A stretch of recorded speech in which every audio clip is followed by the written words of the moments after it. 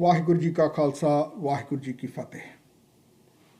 ਅੱਜ ਕੁਝ ਵਿਚਾਰਾਂ ਤੁਹਾਡੇ ਨਾਲ ਕਰਨੀਆਂ ਚਾਹੁੰਦੇ ਆ, ਖਾਸ ਕਰਕੇ ਜਿਹੜੇ ਨਵੇਂ ਸਮੀਕਰਨ ਬਣੇ ਹਨ। ਖਾਲਸਾ ਹੋਵੇ ਖੁਦ ਖੁਦਾ, ਜਿਸ ਖੂਬੀ ਖੂਬ ਖੁਦਾਏ, ਆਨ ਨਾ ਮਾਨੇ ਆਨ ਕੀ ਇੱਕ ਸੱਚੇ ਬਿਨ ਪਾਤਸ਼ਾਹੇ। ਪ੍ਰਾਚੀਨ ਪੰਥ ਪ੍ਰਕਾਸ਼ ਦੇ ਵਿੱਚ ਰਤਨ ਸਿੰਘ ਭੰਗੂ ਨੇ ਖਾਲਸੇ ਦੇ ਸੁਭਾਅ ਅਤੇ ਖਾਲਸੇ ਦੇ ਕਰੈਕਟਰ ਨੂੰ ਇਸ ਤਰ੍ਹਾਂ ਬਿਆਨ ਕੀਤਾ ਸੀ।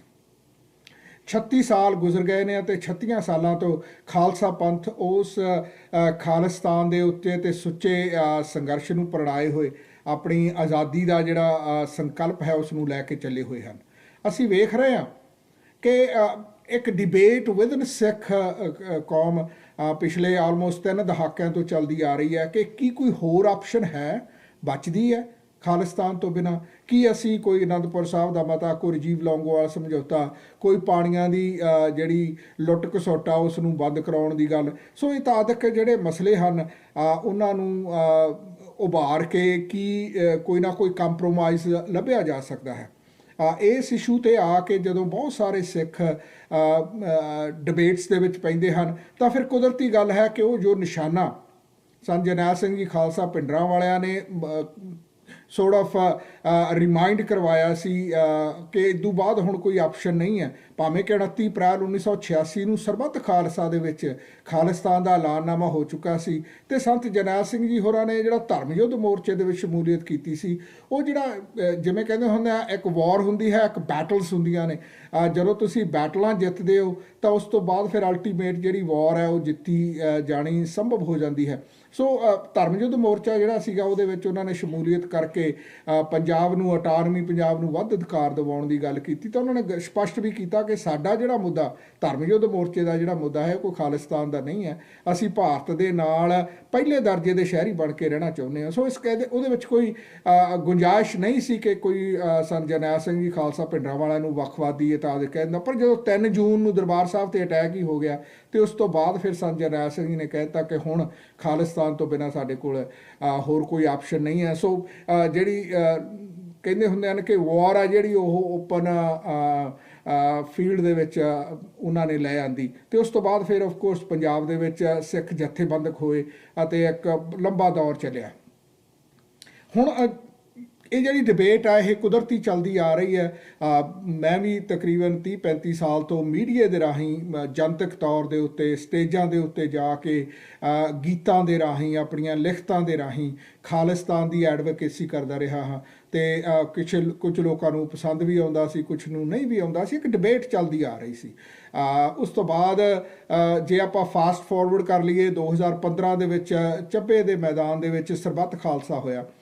ਉੱਥੇ ਵੀ ਖਾਲਿਸਤਾਨ ਦੀ ਜਿਹੜੀ ਪ੍ਰੋੜਤਾ ਹੈ 1986 ਦੇ ਸਰਬੱਤ ਖਾਲਸੇ ਦੇ ਜਿਹੜੇ ਫੈਸਲੇ ਹਨ ਉਹਨਾਂ ਨੂੰ ਬਰਕਰਾਰ ਰੱਖਿਆ ਗਿਆ। ਉਸ ਤੋਂ ਬਾਅਦ ਜਿਹੜੇ ਅਕਾਲ ਤਖਤ ਸਾਹਿਬ ਦੇ ਜਥੇਦਾਰ ਕਿਉਂਕਿ ਸਰਬੱਤ ਖਾਲਸੇ ਦਾ ਇੱਕ ਇਹੋ ਜਿਹਾ ਇੰਸਟੀਟਿਊਸ਼ਨ ਹੈ, ਜੇ ਸਾਡਾ ਸਾਰਾ ਇਤਿਹਾਸ ਪੜ੍ਹ ਲਈਏ ਬਹੁਤਾਤ ਦੇ ਵਿੱਚ ਜਿਹੜਾ ਇਤਿਹਾਸ ਹੈ ਉਹ ਸਾਡੇ ਸਰਬੱਤ ਖਾਲਸਿਆਂ ਦੇ ਫੈਸਲਿਆਂ ਦੇ, ਉਹਨਾਂ ਦੇ ਮਤਿਆਂ ਦੇ, ਗੁਰਮਤਿਆਂ ਦੇ ਅਨੁਸਾਰ ਹੀ ਸਿਰਜਿਆ ਗਿਆ ਹੈ, ਅਨੁਸਾਰ ਸ਼ਹਾਦਤਾਂ ਵੀ ਹੋਈਆਂ ਨੇ। ਅਤੇ ਉਸ ਕਰਕੇ ਜਿਹੜਾ 10 ਨਵੰਬਰ 2015 ਦੇ ਵਿੱਚ ਚੱਬਾ ਦੇ ਮੈਦਾਨ ਦੇ ਵਿੱਚ ਇਹ ਸਰਬੱਤ ਖਾਲਸਾ ਹੋਇਆ ਅਤੇ ਉਸ ਦੇ ਵਿੱਚ ਜਿਹੜੇ ਅਕਾਲ ਤਖਤ ਸਾਹਿਬ ਦੇ ਜਥੇਦਾਰ ਨਿਯੁਕਤ ਕੀਤੇ ਗਏ ਭਾਈ ਜਗਤਾਰ ਸਿੰਘ ਹਵਾਰਾ, ਉਹਨਾਂ ਨੇ ਆਪਣੀ ਸਾਰੀ ਜ਼ਿੰਦਗੀ ਆ ਜਿਹੜੀ ਉਹ ਖਾਲਿਸਤਾਨ ਦੀ ਪ੍ਰਾਪਤੀ ਲਈ ਖਾਲਿਸਤਾਨ ਦੇ ਮੈਦਾਨੇ ਜੰਗ ਦੇ ਵਿੱਚ ਲਾਈ ਹੋਈ ਹੈ ਅਤੇ ਇਸ ਵਕਤ ਉਹ ਜੇਲ੍ਹ ਦੇ ਵਿੱਚ ਵੀ ਨੇ। ਉਸ ਤੋਂ ਬਾਅਦ ਜਿਹੜੇ ਫਿਰ ਕਾਰਜਕਾਰੀ ਜਥੇਦਾਰ ਅਕਾਲ ਤਖਤ ਸਾਹਿਬ ਦੇ ਬਣਾਏ ਗਏ ਸਰਦਾਰ ਧਿਆਨ ਸਿੰਘ ਮੰਡ ਸਾਹਿਬ ਹੋਰਾਂ ਦਾ ਵੀ ਪਰਿਵਾਰ ਆ ਜਿਹੜਾ ਉਹ ਖਾਲਿਸਤਾਨ ਦੇ ਸੰਘਰਸ਼ ਦੇ ਵਿੱਚ ਛੋਟੇ ਤੋਂ ਲੈ ਕੇ ਵੱਡੇ ਭਰਾਵਾਂ ਤੱਕ ਉਹ ਸ਼ਹਾਦਤਾਂ ਪ੍ਰਾਪਤ ਕਰ ਚੁੱਕਾ ਹੈ। ਸੋ ਉੱਥੇ ਵੀ ਕੋਈ ਗੁੰਜਾਇਸ਼ ਨਹੀਂ ਹੈ ਕਿ ਸ਼ਾਇਦ ਕੋਈ ਹੋਰ ਆਪਸ਼ਨ ਹੈ ਜਿਹੜੀ ਉਹ ਮੌਜੂਦ ਹੋਵੇ। ਉਸ ਤੋਂ ਬਾਅਦ ਫਿਰ ਕੁਦਰਤੀ ਗੱਲ ਸੀ ਕਿ ਜਿਹੜਾ ਭਾਰਤ ਦਾ ਕਾਨੂੰਨ ਆ, ਕਾਨੂੰਨ ਦੇ ਥੱਲੇ ਆਲ ਇੰਡੀਆ ਗੁਰਦੁਆਰਾ ਐਕਟ ਦੇ ਥੱਲੇ ਸ਼੍ਰੋਮਣੀ ਗੁਰਦੁਆਰਾ ਪ੍ਰਬੰਧਕ ਕਮੇਟੀ ਬਣਦੀ ਹੈ। ਪ੍ਰਬੰਧਕ ਕਮੇਟੀ ਅਕਾਲ ਤਖਤ ਸਾਹਿਬ ਦੇ ਜਥੇਦਾਰ ਨਿਯੁਕਤ ਕਰਦੀ ਹੈ, ਬਾਕੀ ਤਖਤਾਂ ਦੇ ਜਥੇਦਾਰ ਨਿਯੁਕਤ ਕਰਦੀ ਹੈ ਅਤੇ ਉਹਨਾਂ ਨੇ ਕਾਫੀ ਨਲਾਇਕ ਜਥੇਦਾਰ ਵੀ ਉੱਥੇ ਨਿਯੁਕਤ ਕੀਤੇ ਜਿਹੜੇ ਕਿ 100% ਸੋਰਟ ਆਫ ਉਹਨਾਂ ਦੀ ਪੋਲੀਟੀਕਲ ਮਾਸਟਰਸ ਦੀ ਬੋਲੀ ਬੋਲਦੇ ਰਹੇ। ਪਰ ਹੁਣ ਗਿਆਨੀ ਹਰਪ੍ਰੀਤ ਸਿੰਘ ਨੇ 6 ਜੂਨ 2020 ਨੂੰ ਜਿਹੜੇ ਆਪਣੇ ਵਿਚਾਰ ਵਿਅਕਤ ਕੀਤੇ ਨੇ ਉਹਦੇ ਵਿੱਚ ਬੜਾ ਸਪਸ਼ਟ ਤੌਰ ਤੇ ਆ ਗਿਆ। ਉਹਨਾਂ ਨੇ ਤਾਂ ਸੋਰਟ ਆਫ ਇਹ ਟੈਂਟ ਐਡਾ ਵੱਡਾ ਕਰ ਦਿੱਤਾ ਕਿ ਕੌਣ ਸਿੱਖ ਹੈ ਜਿਹੜਾ ਆਜ਼ਾਦੀ ਨਹੀਂ ਚਾਹੁੰਦਾ, ਖਾਲਿਸਤਾਨ ਨਹੀਂ ਚਾਹੁੰਦਾ, ਸਾਰੇ ਹੀ ਚਾਹੁੰਦੇ ਆ, ਜੇ ਦੇਣਗੇ ਤਾਂ ਅਸੀਂ ਲੈ ਲਾਂਗੇ। ਸੋ ਇਸ ਕਰਕੇ ਹੁਣ ਜਿਹੜਾ ਸਮੁੱਚਾ ਸਿੱਖ ਜਗਤ ਹੈ 20-25 ਮਿਲੀਅਨ, ਜਿੰਨਾ ਵੀ ਇਹਦਾ ਕੋਈ ਕਰੈਕਟ ਫਿਗਰ ਤਾਂ ਉਦੋਂ ਹੀ ਹੋਏਗੀ ਜਦੋਂ ਸਾਡਾ ਰਾਜ ਹੋਏਗਾ, ਉਹ ਸਾਰੇ ਦੇ ਸਾਰੇ ਖਾਲਿਸਤਾਨੀ ਟੈਂਟ ਦੇ ਥੱਲੇ ਆ ਗਏ ਨੇ। ਹੁਣ ਕੋਈ ਗੁੰਜਾਇਸ਼ ਨਹੀਂ ਹੈ ਕਿ ਅਸੀਂ ਇਸ ਡਿਬੇਟ ਦੇ ਉੱਤੇ ਸਮਾਂ ਜ਼ਾਇਆ ਕਰੀਏ ਕਿ ਖਾਲਿਸਤਾਨ ਤੋਂ ਬਿਨਾਂ ਹੋਰ ਵੀ ਕੋਈ ਆਪਸ਼ਨ ਹੈਗੀ ਆ। ਹੁਣ ਜਿਹੜੀ ਡਿਬੇਟ ਹੈ ਉਹ ਇਹੀ ਹੋਣੀ ਚਾਹੀਦੀ ਹੈ, ਤੇ ਹੈ ਵੀ ਇਹੀ ਡਿਬੇਟ, ਕਿ ਅਸੀਂ ਆਪਣੇ ਨਿਸ਼ਾਨੇ ਨੂੰ ਪ੍ਰਾਪਤ ਕਿਸ ਤਰ੍ਹਾਂ ਕਰਨਾ ਹੈ। ਅੱਜ ਦੇ ਯੁੱਗ ਦੇ ਵਿੱਚ ਜਿਹੜਾ ਡਿਪਲੋਮੈਸੀ ਹੈ ਸਭ ਤੋਂ ਵੱਡਾ ਹਥਿਆਰ ਹੈ, ਤੇ ਮੈਂ ਸਮਝਦਾ ਹਾਂ ਕਿ ਇਸ ਡਿਪਲੋਮੈਸੀ ਦੇ ਜ਼ਰੀਏ ਸਾਨੂੰ ਖਾਲਿਸਤਾਨ ਦਾ ਜਿਹੜਾ ਪ੍ਰਸਤਾਵ ਹੈ ਇਹਦੇ ਉੱਤੇ ਥਿੰਕ ਟੈਂਕ ਕਰਕੇ, ਕਾਨਫਰੰਸਿਸ ਕਰਕੇ, ਸੈਮੀਨਾਰਸ ਕਰਕੇ ਖੁਦ ਨੂੰ ਐਜੂਕੇਟ ਕਰਨਾ ਚਾਹੀਦਾ ਹੈ। ਖੁਦ ਨੂੰ ਦੁਨੀਆ ਦੇ ਉਸ ਕੱਦ ਦੇ ਬਰਾਬਰ ਲੈ ਕੇ ਜਾਣਾ ਚਾਹੀਦਾ ਹੈ, ਕਿਉਂਕਿ ਸਮਾਂ ਬੜਾ ਨਜ਼ਦੀਕ ਆ ਰਿਹਾ ਹੈ ਜਦੋਂ ਭਾਰਤ ਦਾ ਇਹ ਜੋ ਮਖੌਟਾ ਪਾਇਆ ਹੋਇਆ ਡੈਮੋਕ੍ਰੇਸੀ ਦਾ, ਇਹ ਪਾਟੇਗਾ, ਤੇ ਪਾਟ ਕੇ ਉਹਦੇ ਬਹੁਤ ਸਾਰੇ ਟੁਕੜੇ ਹੋਣ ਦੀ ਸੰਭਾਵਨਾ ਹੈ। ਤੇ ਸਾਡਾ ਫਿਰ ਜਿਹੜਾ ਟੁਕੜਾ ਹੈ ਉਹਦਾ ਨਾਂ ਖਾਲਿਸਤਾਨ ਹੈ, ਤੇ ਅਸੀਂ ਆਪਣਾ ਜਿਹੜਾ ਸਟਰਕਚਰ ਹੈ, ਅਸੀਂ ਆਪਣਾ ਜਿਹੜਾ ਸਿਸਟਮ ਹੈ, ਅਸੀਂ ਆਪਣਾ ਜੋ ਆਧਾਰ ਹੈ ਉਸ ਦੇ ਕਾਬਲ ਹੋ ਕੇ ਉਸ ਨੂੰ ਹਾਸਲ ਕਰਨ, ਕੈਪਚਰ ਕਰਨ ਅਤੇ ਦੁਨੀਆ ਨੂੰ ਫਿਰ ਦਿਖਾਉਣ ਦੇ ਵਿੱਚ, ਕਿਉਂਕਿ ਗੁਰੂ ਨਾਨਕ ਪਾਤਸ਼ਾਹ ਦੇ ਉਸ 1430 ਅੰਗਾਂ ਦੇ ਵਿੱਚ ਜੋ ਫਿਲਾਸਫੀ ਦਿੱਤੀ ਗਈ ਹੈ ਉਸ ਅਧੀਨ ਜੋ ਅਸੀਂ ਰਾਜ ਕਰਨਾ ਹੈ, ਜੋ ਰਾਜ ਕਰਕੇ ਦੁਨੀਆ ਨੂੰ ਵਿਖਾਉਣਾ ਹੈ, ਜਿਸ ਤਰ੍ਹਾਂ ਖਾਲਸਾ ਰਾਜ ਮਹਾਰਾਜਾ ਰਣਜੀਤ ਸਿੰਘ ਦਾ ਹੁਣ ਵੀ ਵੋਟਡ ਹੋ ਰਿਹਾ ਹੈ ਕਿ ਉਹ ਬੈਸਟ ਰਾਜ ਸੀ।